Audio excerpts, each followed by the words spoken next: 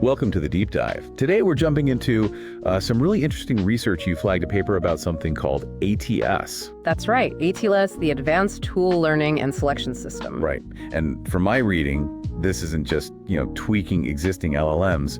It feels like it's aiming higher, trying to change how they approach complex problems. Exactly. It's all about enabling them to learn, pick, and even generate external tools dynamically. Which is a big step beyond just using tools they're handed. Yeah. So what really caught your eye about this approach? Well, we've seen LLMs get incredibly good at language itself, but getting them to interact with the world or pull in very specific up-to-date info, that usually means predefined tools. Tools someone else built and decided the LLM might need. Precisely. ATLS is trying to break out of that. It's a framework where the LLM can essentially build its own capabilities when it needs them.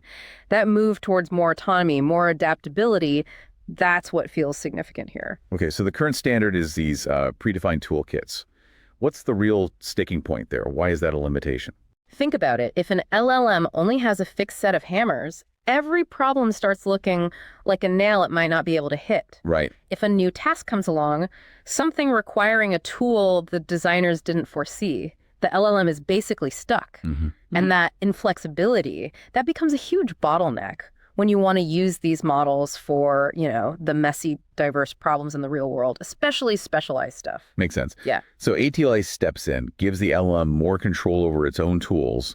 How does it actually work? What's the core idea? The core idea is this closed loop framework. It lets the LLM generate external tools on the fly as required. So it's not just picking from a menu, it's actually like building things. Exactly. It can custom build functionalities for the specific problem it's facing. That makes it way more adaptable than systems stuck with a fixed list. Okay, that's the really cool part. Can you walk us through the steps? How does ATLS actually do this? Yeah, the paper breaks it down into 3 main phases. First up is understanding tool requirements. So ATLS gets a prompt from the user. It uses what they call a task analyzer agent to kind of dissect that request into smaller chunks like subtasks. Right, breaking it down. Then another agent, the tool master, looks at these subtasks and figures out, okay, do we need an external tool to get this done? Can you give an example? Make it a bit more concrete. Sure. Let's say the task is, find the top 100 scientific books and list them alphabetically. Okay. The task analyzer might break that down into 1, find a reliable list of top science books. 2, get info on each book. 3, sort the list. Makes sense. Then the tool master looks at step 1, find a list, and thinks, the LLM probably doesn't just know the current top 100 lists. We'll likely need something external for this. Like a web scraper. Exactly. It identifies the need for maybe a web scraper tool to go out and grab that information from the web. Okay, so it figures out it needs a tool and roughly what kind of tool. What happens next? How does it get it? That brings us to phase 2, tool retrieval/generation. Retrieval or generation? Okay. Yeah. Right. So first, it checks if it already has something suitable. It looks in its tool dataset, basically a library of tools it's created or used before. So it tries to reuse things. Exactly. A tool selector agent manages this check. If it finds a usable web scraper, great, it grabs it. But if not? If there's no existing tool that fits the bill, then ATS moves to generate a new one. Wow, okay. It actually writes code. How does that part work? It can, yeah, within certain limits. The paper talks about 2 ways. For simpler tools, not needing external APIs, Fine. A tool generator kicks in. This involves a code writer agent, probably another LLM instance generating Python code. Python code. Yep. And then there's a code executor, like a safe sandbox, that runs the code to see if it works. Checks for errors. Right. If it fails, the code writer tries again, refines it until it gets working code. And then, importantly, this new tool gets saved back into the tool dataset. So it learns. It adds to its toolkit for next time. Precisely. Reusability is key. So back to the book example, if it didn't have a web scraper, it could try and write the Python code for one. That's the idea. And it gets even more interesting when the tool needs to interact with, say, an external API. Application programming interfaces. Yeah. Like accessing specific databases or services. Exactly. For those, the process is a bit more involved. It might use a web scraper, maybe using something like SERP-ATI for search to find the latest documentation for that specific API. So it reads the manual, essentially. Kind of, yeah.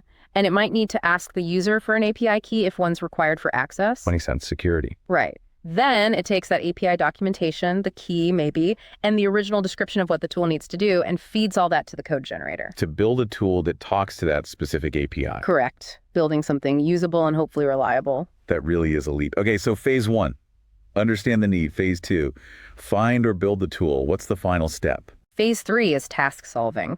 Now that the necessary tools are ready, whether pulled from the dataset or freshly generated, a task solver agent takes over. And uses the tool. And uses the tool or tool to actually address the user's original request, like running the web scraper to get the book list and maybe another internal function to sort it. Got it. And what if back in phase 1 it decided no external tool was needed? Good point. If a tool master decided the LLM could handle it internally, then the task solver just uses the LLM's own knowledge base to generate the response directly. Okay, a full cycle, understand, acquire, or build, execute. Now this is cool, but research doesn't happen in a vacuum. How does ATLS fit into the broader landscape, what came before? Right. Context is important. The paper does a good job placing ATLS. They acknowledge the huge progress in LLMs, generally better pre-training, fine-tuning techniques, clever prompt engineering, all that foundational work. They also mention things like self-instruct frameworks, where models learn from instructions they generate themselves.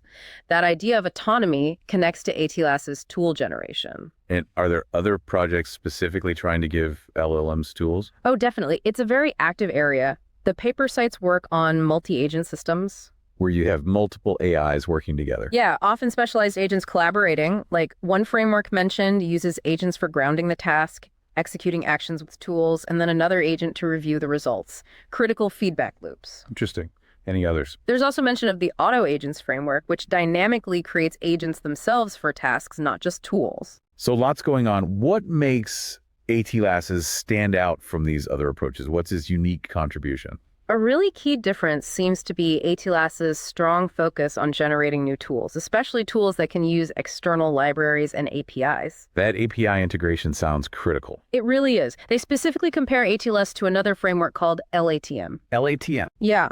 LATM apparently also generates task-specific tools, but the paper says it doesn't really support integrating external libraries or APIs in the same way ATLS does. Ah, so ATLS goes further in connecting to the outside world. That seems to be the claim.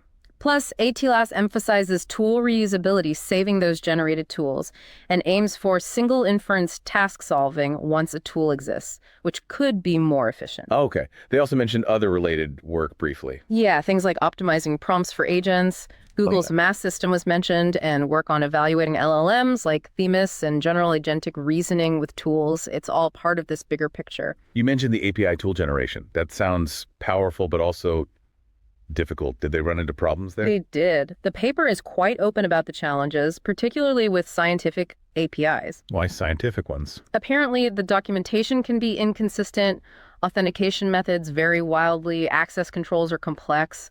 It makes it hard for an LLM to reliably figure out how to use them correctly just from the docs. Right. The real world is messy, even for APIs. Okay, so how do they test ATLS? How do we know it actually works well? They evaluated it on a pretty diverse set of tasks, things like math problems, data analysis, making charts, forecasting, NLP tasks, and importantly, that API-based information retrieval. And what do they measure? Key metrics included tool selection accuracy. Basically, if a suitable tool already existed in its data set, could ATLS correctly identify and choose to reuse it? Did it? Yeah, they gave an example where it could recognize that a tool named Data Visualizer and another named Bar Chart Generator were functionally equivalent. Ah, that's smart. Good for efficiency and avoiding redundant tools. Exactly. Promotes reuse. They also had an example like a word frequency counter, recognizing different ways to ask for the same function. Makes sense. What about the generation part? How well did it build new tools? That's where they brought back the comparison with LATM. The results they presented in Table 2 in the paper suggest ATLS performed better and handled more types of prompts. Primarily because of that ability to use external libraries and APIs. That seems to be the main advantage highlighted, yeah. That and the focus on reuse. They also looked at efficiency, you said, costs and things. Yes, efficiency of inference. They measured token usage and estimated dollar costs using GPT 4.0. And the findings shown in Table 3 were pretty clear. Reusing an existing tool from the database was significantly cheaper, fewer tokens, lower cost, compared to having to generate that tool from scratch every time. Which makes intuitive sense, but it's good they quantified it. Definitely. And they also noted that while they use the powerful GPT 4.0 for the main tests, you could potentially use smaller, cheaper models for some of the less complex agent roles within ATLS, further optimizing costs. Okay, sounds very promising overall. Yeah. But no research is perfect. What are the limitations they acknowledged? Well, one big one is that their main testing was done using just one LLM, GPT 4.0. Right. Will it work as well with other models? Open source ones, maybe? That's an open question. They state future work needs to test ATLS with other LLMs to see how well the approach generalizes. Anything else? They also mentioned that generating really complex tools, especially those needing very intricate API interactions, is still a major challenge. The system isn't magic yet. Understandable. So what are they planning next? How do they plan to address these things? They laid out a few key directions. Definitely improving the tool generator is high on the list, making it capable of building more sophisticated tools, particularly for APIs. Makes sense. Security is another big one, especially around handling user-provided API keys safely. They want to make that more robust. Critical. And also just doing more testing, more quantitative evaluations across more tasks, and trying it out with different base LLMs, including potentially smaller ones. Okay. Now, we touched on security, but this idea of AI writing and running code, it immediately brings up safety and ethical questions, doesn't it? Absolutely. And the researchers seem aware of that. The paper does address safety. How so? What safeguards are built in? They mention a couple of key things. First, and this seems really important, it requires human confirmation before any generated Python code is actually executed. Ah, human in the loop. Exactly. You get a chance to look at the code, see if it looks right, see if it looks safe before you let it run. That's a crucial oversight layer. Definitely. What else? On the API key front, they mentioned using regular expressions to insert the key directly into the code at runtime, rather than, say, passing the key itself to the LLM during the code generation phase. Trying to minimize exposure. That seems to be the goal, yeah. Reduce the risk of the LLM accidentally leaking or misusing the key. Okay, those sound like sensible precautions, though ongoing vigilance is obviously needed there. Yeah. So let's try and sum this up. ATLS looks like a really interesting step towards making LLM agents more powerful and autonomous I think so, yeah. by letting them dynamically generate and reuse their own tools, including tools that connect to external data and services via APIs. Right. It's tackling that limitation of fixed, predefined tool sets. The results seem promising for adaptability, for efficiency through reuse. It feels like a move towards LLMs that aren't just knowledge processors, but active problem solvers that can build what they need. Well put. They can actively expand their skill set for the task at hand, not just relying on what they were given initially. Fascinating stuff. Okay, so that brings us to our novel notion segment. Thinking beyond this paper, pushing these ideas forward, what kind of future extensions or maybe even completely new research paths could spring from this concept of dynamic tool learning? That's a great question. One area I find intriguing is, well, could these systems learn not just to generate tools, but to optimize them over time? Optimize them. How do you mean? Like, imagine an ATLS-like system noticing that a tool it built is used frequently but runs slowly, or uses too many resources. Could it then autonomously decide to refactor that tool? Rewrite its own code for better performance. Exactly. Or maybe even redesign it completely based on usage patterns and feedback. You could have this continuous evolution of the LLM's toolkit, making it progressively better at the kinds of tasks it encounters often. Wow. Okay. An LLM as not just a tool builder, but a tool refiner. That's a compelling path. Any other directions spring to mind? Another thought is about collaborative tool learning. We talked about multi-agent systems earlier. Right. What if you had multiple LLMs, maybe with different strengths or specializations, working together? One identifies the need for a tool. Another is maybe really good at generating the code. A third could be the tester or validator. Precisely. Or maybe one specializes in certain types of APIs.